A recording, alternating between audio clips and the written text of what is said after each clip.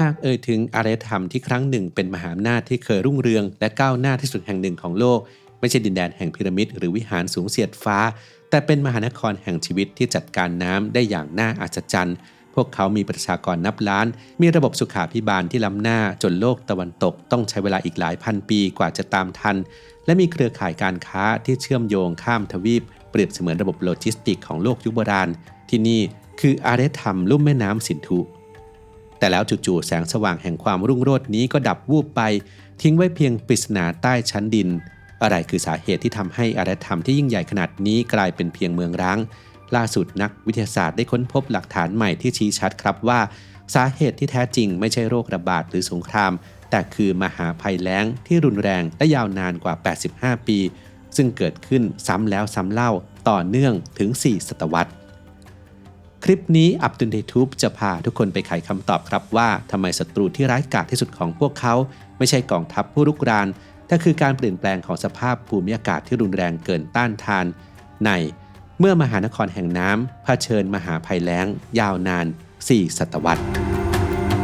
โอเมก้า 3 มีบทบาทสำคัญต่อสมองแต่ร่างกายสร้างเองไม่ได้ต้องได้รับจากอาหารเท่านั้นจากข้อมูลของ National Institute of Health ประเทศสหรัฐอเมริกาแนะนำว่าเราควรจะได้รับโอเมก้า 3 ประมาณ 1.1 ถึง 1.6 กรัมต่อวันสำหรับผู้ที่ใส่ใจการดูแลสมอง Quality Omega 3 Norway Daily ที่ผลิตและคิดค้นสูตรที่ประเทศนอร์เวย์ก็เป็นอีกหนึ่งทางเลือกในการเติมโอเมก้า 3 ที่จำเป็นให้กับร่างกายในแต่ละวันครับศึกษารายละเอียดและสั่งซื้อได้ที่ quality.asia/abdul-strength หรือคลิกลิงก์ใต้คลิปได้เลยครับ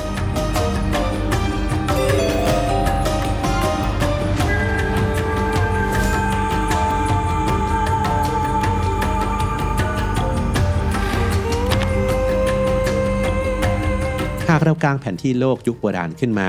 อารยธรรมลุ่มแม่น้ำสินธุหรือ Indus Valley Civilization คือยักษ์ใหญ่ที่ซ่อนตัวอยู่โดยอาณาเขตที่ครอบคลุมพื้นที่กว้างใหญ่ไพศาลกว่า1ล้านตารางกิโลเมตรซึ่งหากเทียบสัดส่วนแล้วมันใหญ่กว่าอารยธรรมอียิปต์โบราณและเมโสโปเตเมียรวมกันเสียอีกครอบคลุมพื้นที่ปากีสถานเกือบทั้งประเทศลามไปถึงอัฟกานิสถานและอินเดียตะวันตกเฉียงเหนือดินแดนแห่งนี้คือบ้านของประชากรมากถึง5ล้านคนในช่วงที่รุ่งเรืองที่สุดพวกเขาไม่ได้อยู่อย่างโดดเดี่ยวแต่เป็นศูนย์กลางการค้าที่มีความซับซ้อนหลักฐานสำคัญคือตราประทับที่ทำจากหินสบู่แกะสลักเป็นรูปสัตว์และตัวอักษรซึ่งทำหน้าที่คล้ายกับฉลากสินค้าหรือบาร์โค้ดในยุคปัจจุบันเพื่อยืนยันเจ้าของและรับรองคุณภาพสินค้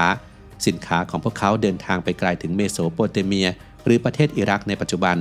ซึ่งชาวซูเมเรียนเรียกคู่ค้ากลุ่มนี้ว่าเมลูฮาความล้ำหน้าทางการค้าของพวกเขายังปรากฏชัดที่เมืองโลทันในรัฐกุจจาราตประเทศอินเดียที่นี่นักวรรณคดีได้ค้นพบด็อกยัร์ดหรืออู่ต่อเรือแห่งแรกของโลกที่สร้างด้วยอิฐเผามีระบบประตูน้ำเพื่อควบคุมระดับน้ำสำหรับการเทียบท่าเรือแสดงให้เห็นถึงวิศวกรรมชลศาสตร์ขั้นสูงเพื่อส่งออกสินค้าหรูหราอย่างลูกปัดคาเนเลียนและที่สำคัญคือผ้าฝ้ายซึ่งพวกเขาเป็นผู้ริเริ่มผลิตเพื่อการส่งออกรายแรกๆของโลก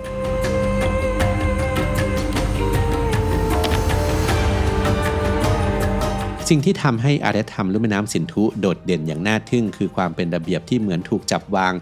ผังเมืองของพวกเขาใช้ระบบกริดซิสเต็มหรือผังเมืองแบบตารางถนนสายหลักตัดกับสายรองเป็นมุมฉากอย่างแม่นยำความกว้างของถนนสายหลักนั้นกว้างพอที่จะให้ช้าง2เชือกเดินสวนกันได้อย่างสบายซึ่งสะท้อนว่าเมืองเหล่านี้ไม่ได้ค่อยๆเติบโตตามธรรมชาติแต่เกิดจากการวางแผนจากส่วนกลางที่แข็งแกร่งแต่ความน่าทึ่งที่สุดนั้นไม่ใช่แค่ถนนหนทางมันคือสิ่งที่อยู่ใต้ดินนั่นคือระบบระบายน้ำในขณะที่อารยธรรมอื่นในยุคเดียวกันยังจัดการของเสียแบบตามมีตามเกิดชาวลุ่มแม่น้ำสินธุกลับมีท่อระบายน้ำก่อด้วยอิฐอยู่ใต้ถนนทุกสายเชื่อมต่อตรงจากบ้านเรือนบ้านแทบทุกหลังไม่ว่าจะยากดีมีจนจะมีห้องน้ำส่วนตัวและมีท่อระบายน้ำเสียที่เชื่อมตรงเข้าสู่ระบบบำบัดน้ำเสียส่วนกลางซึ่งบางแห่งมีความลาดเอียงที่คำนวณมาอย่างดีเพื่อให้สิ่งปฏิกูลไหลไปได้สะดวกและยังมีบ่อพักตะกอนเป็นระยะนี่คือมาตรฐานสุขาภิบาลที่ล้ำหน้ากว่าเมืองในยุโรปยุคกลางหรือแม้แต่หมู่บ้านจัดสรรบางแห่งในปัจจุบันที่เมืองโมเฮนโจดาโรสัญลักษณ์แห่งความศักดิ์สิทธิ์ไม่ใช่การบูชาไฟแต่คือน้ำเราพบเดอะเกรทบาธหรือสระน้ำขนาดใหญ่ที่ก่อสร้างอย่างประณีตยาแนวด้วยยางมะตอยกันซึม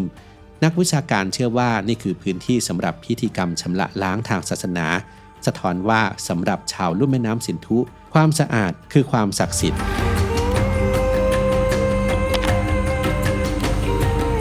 แม้สิ่งก่อสร้างจะส่งเสียงบอกเล่าถึงความยิ่งใหญ่แต่เสียงของชาวลุ่มแม่น้ำสินธุกลับเงียบงันสำหรับเราจนถึงทุกวันนี้เรายังคงไม่สามารถถอดรหัสอินดัสคริปต์หรือตัวอักษรสินธุหรืออักษรฮารัปปาได้จารึกที่พบส่วนใหญ่นั้นสั้นมากเฉลี่ยเพียง5ตัวอักษรคล้ายกับข้อความ Twitter หรือป้ายชื่อมากกว่าจะเป็นบันทึกประวัติศาสตร์ทำให้เราไม่รู้เลยว่ากษัตริย์ของพวกเขาชื่ออะไรหรือพวกเขามีบทสวดมนต์แบบไหนแต่ในความเงียบงันนั้นกลับมีงานศิลปะที่ตะโกนออกมาถึงวิถีชีวิตที่เปี่ยมด้วยสุนทรียะเช่นรูปหล่อสำริด Dancing Girl หญิงสาวในท่ายืนเท้าสะเอวอย่างมั่นใจสวมกำไลแขนจำนวนมากสะท้อนถึงสถานะสตรีที่อาจมีความเท่าเทียมในสังคมและที่น่าแปลกใจที่สุดคือตลอดการขุดค้นเราพบอาวุธสงครามน้อยมากแทบไม่มีภาพการสู้รบหรือการยกย่องกษัตริย์นักรบเลยสังคมของพวกเขาดูเหมือนจะให้ความสำคัญกับการค้าขายและความสงบสุขภายใต้การปกครองที่อาจจะมาจากกลุ่มพ่อค้าหรือนักบวชมากกว่าผู้นำทหารและอีกหนึ่งความมหัศจรรย์คือระบบชั่งตวงวัดพวกเขาจะใช้ก้อนน้ำหนักหินทรงลูกบาศก์ที่มีอัตราส่วนทวีคูณแบบไบนารีเช่น1 2 4 8 16อย่างแม่นยำเหมือนกันทั่วทั้งอาณาจักรเปรียบเสมือนมีหน่วยงานกลางที่คอยตรวจสอบมาตรฐานตาชั่งตวงวัดเพื่อให้การค้าขายเป็นธรรมที่สุด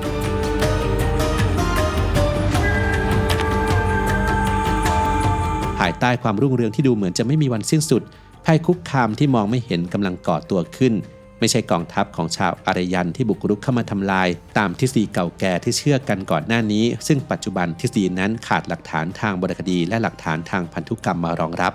แต่หลักฐานใหม่นั้นชี้ไปทางเดียวกันว่าภัยคุกคามที่แท้จริงคือธรรมชาติที่เริ่มแปรปรวนข้อมูลทางวิทยาศาสตร์จากการวิเคราะห์หินงอกหินย้อยในถ้ำเทือกเขาฮิมาลัยเผยให้เห็นความจริงที่น่าตื่นตระหนกในช่วงระหว่าง 4,400 ถึง 3,400 ปีก่อนเกิดเมกราดอสหรือมหาภัยแล้งที่รุนแรงอย่างน้อย 4 ครั้งแต่ละครั้งกินเวลายาวนานกว่า 85 ปีโดยปริมาณฝนจากมรสุมฤดูร้อนซึ่งเป็นหัวใจหลักของระบบเกษตรกรรมลดลงอย่างหวบภาพแม่น้ำสายสำคัญอย่างแม่น้ำกรักกะฮักคราที่เชื่อกันว่าเป็นแม่น้ำสรัสวดีในตำนานเริ่มแห้งเหือดและขาดตอนการเปลี่ยนแปลงทางธรณีวิทยายังอาจทำให้แม่น้ำสาขาเปลี่ยนทิศทางเช่นแม่น้ำยมุนาและแม่น้ำสัจลุตไหลหนีจากพื้นที่เพาะปลูกเดิมทิ้งให้เมืองที่เคยรุ่งเรืองต้องเผชิญกับความแห้งแล้งและการขาดแคลนน้ำอย่างรุนแรงเมื่อสายเลือดใหญ่หยุดไหลระบบชลประทานที่เคยล้ำหน้าก็เริ่มล้มเหลวตะกอนดินทับถมท่อระบายน้ำความแห้งแล้งกัดกินรากฐานทางเศรษฐกิจเมืองใหญ่ที่เคยรองรับประชากรนับล้านกลายเป็นกับดักแห่งความอดอยาก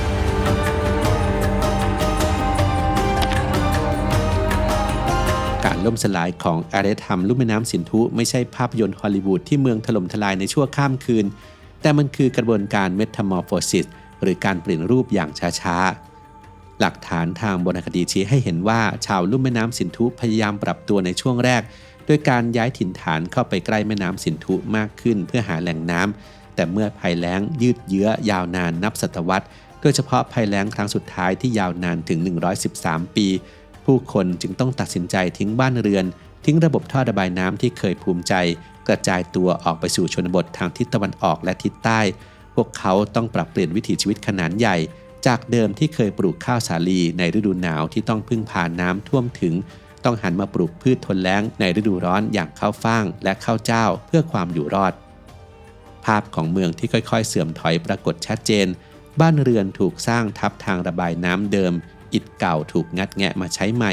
งานฝีมือที่เคยประณีตเริ่มหยาบลงโครงสร้างอำนาจส่วนกลางที่เคยควบคุมระเบียบต่างๆพังทลายลง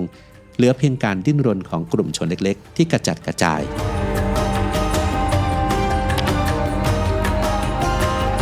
ถึงแม้ชื่อของกษัตริย์จะเลือนหายและภาษาจะอ่านไม่ออกแต่อารยธรรมลุ่มแม่น้ำสินธุไม่ได้ตายจากไปอย่างสมบูรณ์ DNA ของพวกเขายังคงไหลเวียนอยู่ในสายเลือดของชาวเอเชียใต้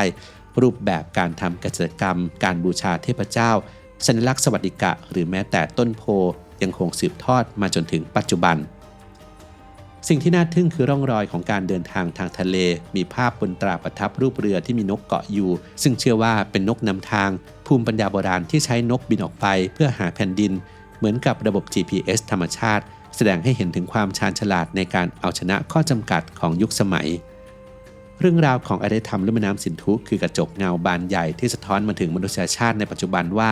แม้แต่สังคมที่มีความก้าวหน้าทางวิศวกรรมสูงสุดมีการวางผังเมืองที่ดีที่สุดก็ยังเปราะบางต่อการเปลี่ยนแปลงของสภาพภูมิอากาศ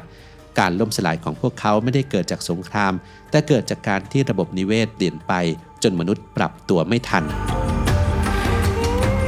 ถ้าเรื่องนี้ถูกเล่าในหลายปีก่อนคำถามสำคัญที่เกิดขึ้นระหว่างการเล่าเรื่องนี้ก็คงจะหนีไม่พ้นอารยธรรมลุ่มแม่น้ำสินธุนี้พวกเขาสร้างเมืองขึ้นมาได้อย่างไร